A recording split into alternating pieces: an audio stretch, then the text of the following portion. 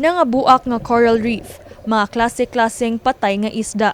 Mao kini ang mga kadaot nga naabtan sa Cebu City Bantay dagat sa Mactan Channel haduol sa South Road Properties niaging Sabado sa buntag, Marso 8. Asoy sa chairman sa Coastline Management Board Carlon Rama nga samtang sila padulong magpahigayon og retrieval of sediment traps, duna sila'y nasigpatan nga 4 ka bangka sa maong dapit nga nisibat paingon sa syudad sa Talisay. Mga buto sa dinamita o binayo ang giingong nadunggan sa mga mananagat sa maong dapit. Apan ilang giklaro nga dili kini mga residente sa dakbayan sa Sugbo. Base sa nakuhang underwater videos sa Coastline Management Board nga daghang mga tilimadon nga ang mga kadaot sa corals ug isda tungod sa dinamita. That's a Turbinaria frondens or a disc coral. Now, this takes hundreds of years to grow, di ba? Pero pag ato na mo dito, mura siya kanang dako kay nga plato nga gibundak ra bitaw. Gitiruhan gid siguro ni because usara man ka pamaagi nga makakita kag ingon ana.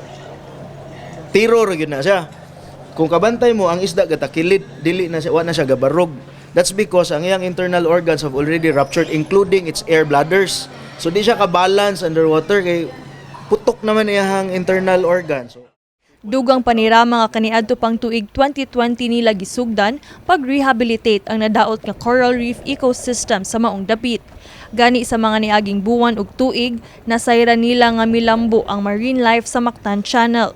Apan tungod sa maong insidente, nakig-alayon sila sa Bureau of Fisheries and Aquatic Resources (BFAR) aron makumpirmar ang mga alegasyon sa illegal nga pagpanagat sa kadagatan sa Cebu City.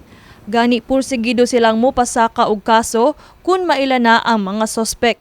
Maybe further on ba sige continue to investigate until makuha ginato ilang mga identities and kayaan ginato sila, not necessarily just illegal fishing kagamay ra man ang penalties kani gyud illegal possession of explosives. Tungod niini, plano ni Cebu City Mayor Raymond Alvin Garcia nga muumol og joint task force nga gipanlangkuban sa Cebu City, Lapu-Lapu City, Cordova ug Talisay City. Task force has to be made. Di mada nga dili. Kaya ang problema di ra mo Cebu City.